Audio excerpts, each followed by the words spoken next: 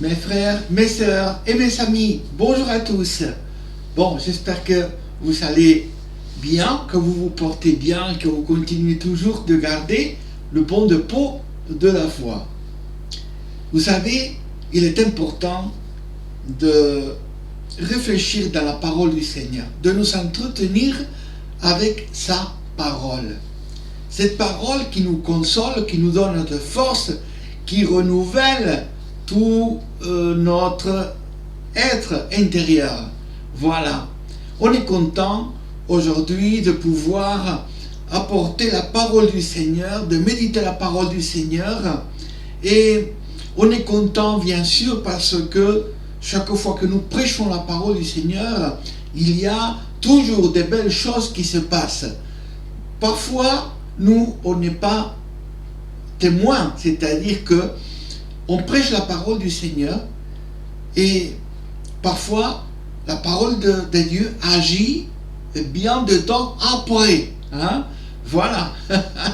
Parfois la parole de Dieu agit en nous immédiatement, n'est-ce pas? Et d'autres fois c'est à l'avenir. Voilà. Ça c'est quelque chose que j'ai vu plusieurs fois. Par le moment, c'est-à-dire dans les médias, on croit qu'on a prêché en vain, qu'on s'est forcé pour rien, qu'on a perdu notre temps, qu'on a prié en vain, et soudain, n'est-ce pas, quand les temps s'est passé, voilà, soudainement, on entend un témoignage, quelqu'un qui nous avait écouté, quelqu'un qui avait entendu la parole du Seigneur, quelqu'un pour lequel on avait prêché, pour lequel on avait prié, et puis il arrive que ce soit sa conversion, sa guérison, ou un simple remerciement parce qu'il avait compris la parole du Seigneur. Voilà, donc ça réchauffe, n'est-ce pas, le cœur et l'âme, hein, pour nous qui prêchons la parole du Seigneur, ça nous réchauffe de l'intérieur, savoir que, voilà, un jour ou l'autre, la parole du Seigneur agit pleinement en nous. Amen. Gloire au Seigneur. Aujourd'hui, j'aimerais qu'on s'entretienne, n'est-ce pas, avec un psaume. On va continuer donc la lecture des psaumes. Et on va entamer donc le psaume 18, hein? Pas tout entier parce qu'il y a une cinquantaine de versets, la lecture serait trop longue. Donc j'ai choisi juste quelques versets, amen. Et puis on va s'entretenir avec quelques réflexions, amen. Alors je commence la lecture au verset 1er jusqu'au verset 4. Au chef des chantres du serviteur de l'Éternel, de David, qui adressa à l'Éternel les paroles de ce cantique lorsque l'Éternel l'eut délivré de la main de tous ses ennemis et de la main de Saül. Il dit: Je t'aime, ô Éternel, ma force, Éternel, mon rocher, ma forteresse, mon libérateur. Mon Dieu, mon rocher, où je trouve un abri, mon bouclier, la force qui me sauve, ma haute retraite. Je m'écrie, loué soit l'Éternel, et je suis délivré de mes ennemis. Amen. On saute donc au verset 17, on continue la lecture. Il étendit sa main d'en haut, il me saisit. Il me retira des grandes eaux, il me délivra de mon adversaire puissant, de mes ennemis qui étaient plus forts que moi, qui m'avaient surpris au jour de ma détresse. Mais l'Éternel fut mon appui. Il m'a mis au large, il m'a sauvé parce qu'il m'aimait. Amen. On saute encore, on va sauter jusqu'au verset 29. Voilà. Oui, tu fais briller ma lumière éternelle, mon Dieu, éclaire mes ténèbres. Avec toi, je me précipite sur une troupe en armes. Avec mon Dieu, je franchis une muraille. Les voies des dieux sont parfaites, la parole de l'Éternel est éprouvée. Il est un bouclier pour tous ceux qui se confient en lui. Car qui est Dieu si ce n'est l'Éternel? Et qui est un rocher si ce n'est notre Dieu? C'est Dieu qui me sent de force et qui me conduit dans la voie droite. Amen. Gloire au Seigneur. Bon, ça fait en tout un psaume de 51 versets. Voilà, j'ai choisi juste quelques-uns. C'est largement suffisant pour nous entretenir aujourd'hui avec la parole du Seigneur. Vous savez que celui qui cherche l'Éternel, celui qui s'efforce, n'est-ce pas, de se nourrir de sa bonne parole chaque jour, c'est quelqu'un qui va grandir dans le chemin. Hein? Voilà. Quand on s'efforce, n'est-ce pas, d'entendre la parole du Seigneur, ça c'est quelque chose de merveilleux. Il y a quelques jours, je m'en souvenais, voilà, lorsque j'étais beaucoup plus jeune, hein, j'avais, je pense, j'avais 17 ans, à cette époque-là, 17 ans tout juste. Je commençais donc à peine mon ministère, je me préparais pour le ministère, n'est-ce pas? Et je me rappelle qu'à cette époque-là, j'accompagnais parfois mes parents,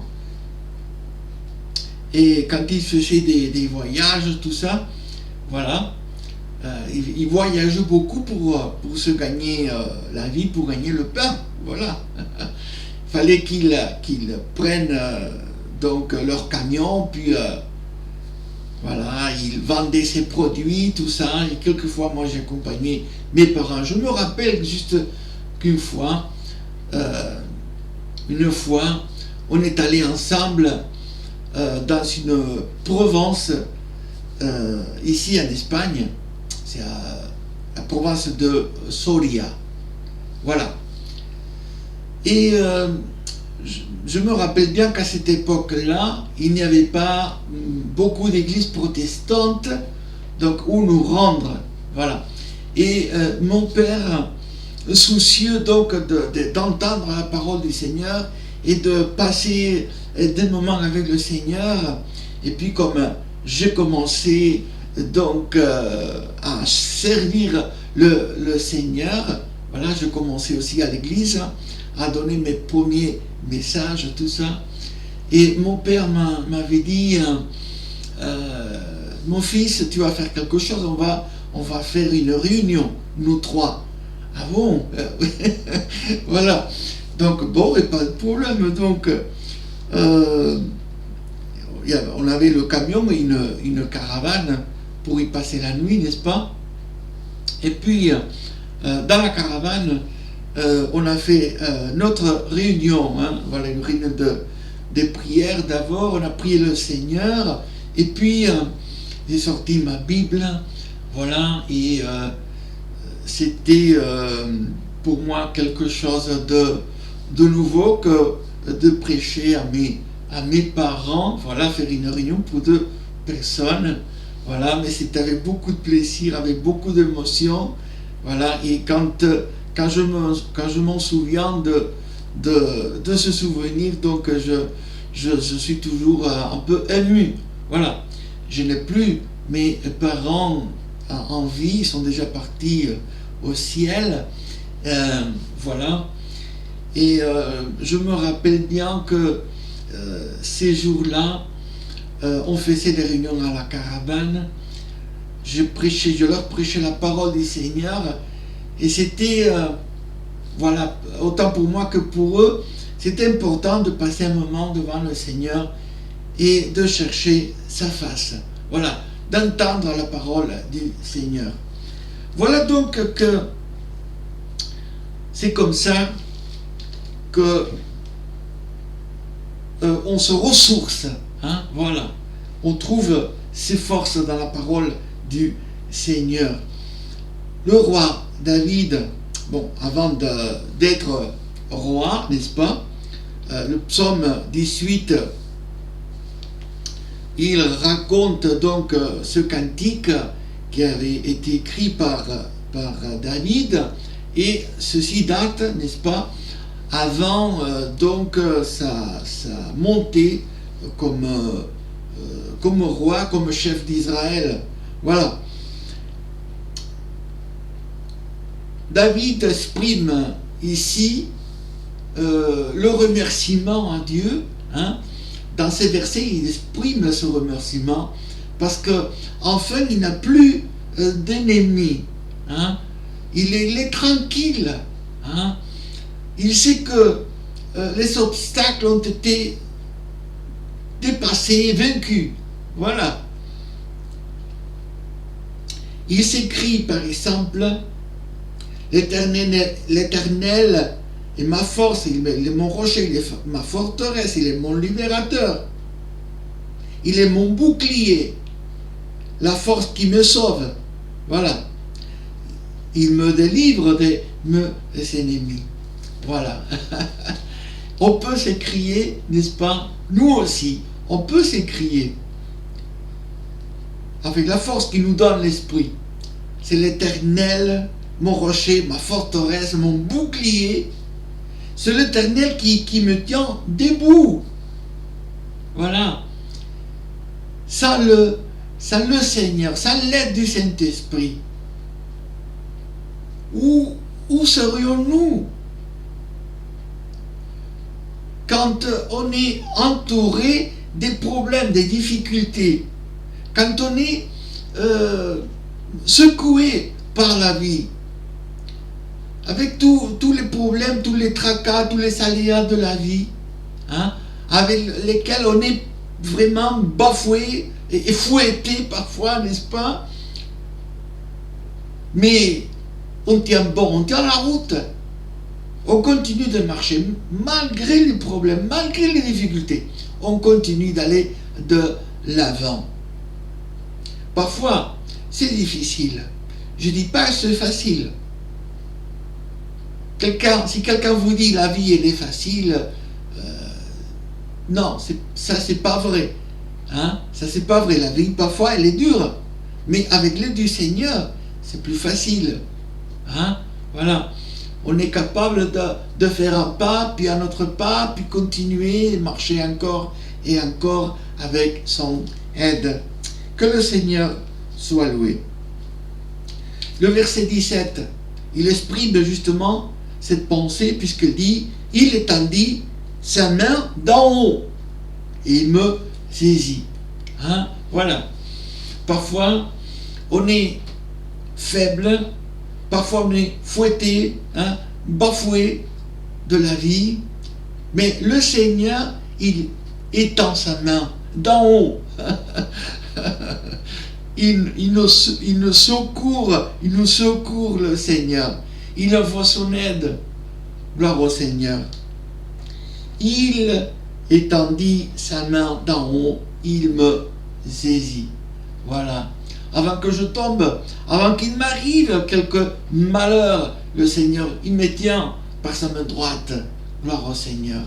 On remercie le Seigneur de tout ce qu'il a fait pour nous. Amen. Il nous soutient, hein, dans la maladie, dans la souffrance, dans les pleurs, dans le deuil. Le Seigneur est avec nous. Que son nom soit loué, que son nom soit glorifié. Il continue à dire, je lis à partir du verset 18, il me retira des grandes eaux. Il me retira des grandes eaux. Parfois on passe, et il faut qu'on passe par des problèmes. Il faut, parce que c'est l'école spirituelle. C'est l'école dans laquelle on apprend, hein, qu'on doit compter chaque jour avec lui. C'est dans cette école de la souffrance, c'est dans cette école de l'épreuve qu'on apprend à compter avec la grâce du Seigneur. Merci pour les épreuves. Seigneur, puisque c'est à partir des épreuves que tu me sauves, que tu me fais voir ta grandeur. Gloire au Seigneur.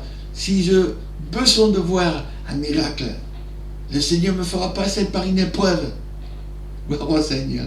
Si j'ai besoin de la patience, le Seigneur me fera passer par une épreuve. Gloire au Seigneur. Amen. Il me délivra de mon adversaire puissant, de mes ennemis qui étaient plus forts que moi. Voilà.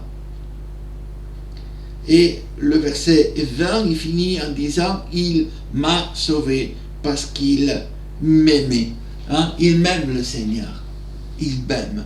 Il ne faut pas oublier que le Seigneur nous aime. Vous savez, j'ai rencontré parfois des chrétiens, des frères, des sœurs qui me disaient, j'ai des doutes, j'ai tellement de problèmes, j'ai tellement de tracas, je ne sais pas ce qui m'arrive. Est-ce que le Seigneur m'a oublié? Puis on a prié ensemble, hein? On a trouvé la présence du Seigneur, on s'est ressourcé dans le Seigneur. Puis ce frère, cette sœur, voilà, s'est rendu compte que c'est en priant, hein, que l'on retrouve la force de continuer. Alléluia. À partir donc du verset 29, dit, oui, tu fais briller ma lumière, l'Éternel, mon Dieu, éclaire mes ténèbres. Voilà. D'abord, il dit, le Seigneur éclaire, hein, fait briller ma lumière. Voilà. Notre lumière à nous, c'est lui. Il ne faut pas oublier ça. Hein? La lumière qu'on a, hein, depuis qu'on connaît le Seigneur, la lumière qu'on a, ça ne vient pas de nous, ça vient de lui. Gloire au Seigneur. Et c'est chaque fois que nous rentrons dans la prière, chaque fois que nous lisons la parole, chaque fois que nous entendons la parole, c'est là que cette lumière brille en nous. Amen. Que cette lumière brille aussi en vous, par le Saint-Esprit. Et il continue en disant, l'Éternel, mon Dieu, éclaire mes ténèbres. Ah, et oui, il y a encore du travail à faire, mes amis. Il y a encore du travail. Chaque fois que nous prions le Seigneur, on se rend compte de notre faiblesse, de nos besoins particuliers. Chacun, de sa part, il connaît sa vie, il connaît ses manières, voilà. Le Seigneur, il nous connaît tous. Il nous aide. Hein? Voilà. Malgré notre petitesse, notre part d'humanité, voilà, le Seigneur nous connaît et il nous aide. Seigneur, éclaire-nous. Hein? Illumine, Seigneur, nos ténèbres, s'il y a quelques ténèbres en nous, Seigneur, que ta lumière se fasse en nous. Amen. Il continue de dire, qui est Dieu si ce n'est l'Éternel? Qui est un rocher si ce n'est notre Dieu? C'est lui qui me sent des forces, qui me conduit dans la voie droite. Amen. Gloire au Seigneur, c'est merveilleux. Qui est Dieu? Qui est Dieu? C'est l'Éternel. Nous, on a fait maintes et maintes fois, n'est-ce pas, cette connaissance, hein? On s'est rendu compte que c'est notre Dieu qui est Dieu. C'est un Dieu qui nous regarde du haut des cieux, qui nous voit. Il a des yeux pour nous voir, il a des oreilles pour nous entendre, il a des mains pour nous secourir. Gloire au Seigneur. Amen. C'est merveilleux. Et puis, il ajoute, c'est Dieu qui me sent de force. Voilà. C'est Dieu qui me sent de force. Il nous donne des forces, le Seigneur. C'est notre ceinture. Vous savez, la ceinture, ça sert à... aujourd'hui, la ceinture, on l'emploie différemment, si vous voulez. Autrefois, c'était pour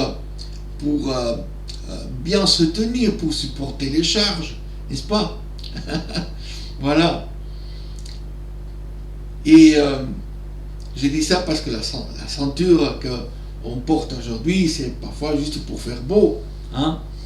Voilà. Mais autrefois, on appelait la ceinture, c'était une espèce d'enveloppe avec laquelle on se couvrait le ventre, les reins, ça aidait à se soutenir, à mieux supporter les charges. Et c'est pour cela que la parole de Dieu nous dit, il me sert des forces, c'est-à-dire celui qui me tient debout. Grâce à lui, je peux continuer. Mes frères, mes sœurs, mes amis, qu'est-ce que l'on ferait, nous, sans l'aide du Seigneur? Aujourd'hui, si l'on est vivant, c'est grâce à Dieu. Aujourd'hui, si on a mangé, c'est grâce à lui. Il nous pourvoit de tout ce que nous avons besoin. Aujourd'hui, si on a le cœur content, c'est parce que Dieu nous a fait grâce. Aujourd'hui, si on peut continuer malgré les épreuves, c'est grâce à lui. Certainement, il y aura parmi les auditeurs des gens qui, peut-être, ils seront même dans le deuil. Et même dans cette tristesse, le Seigneur est notre soutien. Quand je passais moi aussi par le deuil, c'est le Seigneur qui m'a soutenu, qui a consolé mon cœur, qui a renouvelé mes forces, qui m'a aidé à marcher. Que son nom soit loué et glorifié. On peut aujourd'hui se joindre au cantique de David pour célébrer la victoire. Gloire au Seigneur. Aujourd'hui, c'est un jour où on peut célébrer une victoire sur nos ennemis. Et chaque jour, ça doit se renouveler. Amen. Il y a beaucoup de choses à célébrer, n'est-ce pas? On doit le faire chaque jour. Remercier le Seigneur de tout ce qu'il nous donne. Amen.